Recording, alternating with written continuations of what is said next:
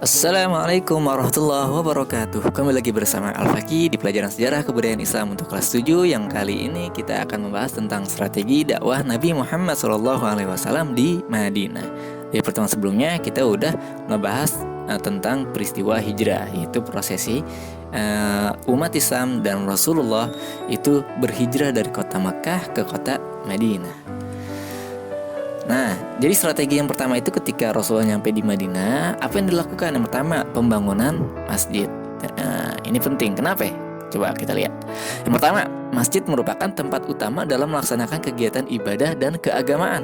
Masjid juga sebagai pusat kegiatan pendidikan, musyawarah, dan tempat pengadilan. Jadi di zaman Rasulullah, masjid itu tempat segala-galanya, tempat belajar, tempat ibadah, tempat musyawarah, dan tempat pengadilan dan lain sebagainya gitu. Dan di sini kalian bisa lihat gambar ini adalah Masjid Quba yang mana merupakan masjid pertama yang dibangun di Madinah. Yang kedua, mempersaudarakan kaum muslimin muhajirin dengan ansor. Mempersaudarakan kaum muslimin muhajirin dengan ansor ini kenapa sih gitu? Kaum muhajirin itu kan berasal dari Mekah, sedangkan kaum ansor berasal dari Madinah, atau bisa dibilang penduduk asli lah. Meskipun berbeda suku, mereka harus menjalin hubungan persaudaraan dengan kuat. Nah, tujuan Rasulullah SAW ini mengambil langkah ini adalah untuk menghilangkan konsep persaudaraan berdasarkan keturunan dan nasab, menjadi persaudaraan yang berdasarkan atas agama. Jadi, lo mau suku apa, lo mau orang mana, asalkan kita sama-sama Islam, nah itu kita bersaudara. Yang ketiga, membuat kesepakatan antara muslim dan non-muslim. Apa nih kesepakatan yang dibuat nih? Yang pertama, tidak semua penduduk Madinah beragama Islam, ya kan? Karena kan ada yang Yahudi, ada juga yang Nasrani, bahkan ada yang belum nganut agama nih. Terus yang kedua, kenapa sih harus diadakan kesepakatan gitu? Hasil kesepakatan ini diberi nama dengan Misak Madinah atau Piagam Madinah, dan ini penting untuk kerukunan keagamaan kan antara umat Islam sama yang bukan Islam, pokoknya satu penduduk dah gitu. Nah, kesepakatannya apa aja nih isi piagamnya? Yang pertama, setiap golongan memiliki kebebasan dalam beragama dan berpolitik.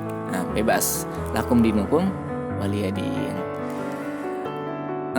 Setiap golongan bebas melaksanakan ajaran agamanya masing-masing, jadi nggak ada larangan. Yang Islam sholat ya boleh sholat, kagak ada larangan. Yang Yahudi ibadah ala-ala Yahudi nggak dilarang sama umat Islam. Jadi di sini toleransi beragama.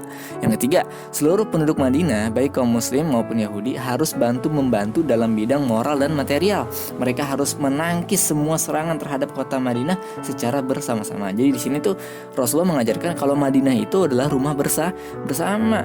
Jadi harus ngerawat Madinah bareng-bareng, biar kata beda agama tapi Madinah itu rumah bersama. Sama kayak Indonesia rumah bersama.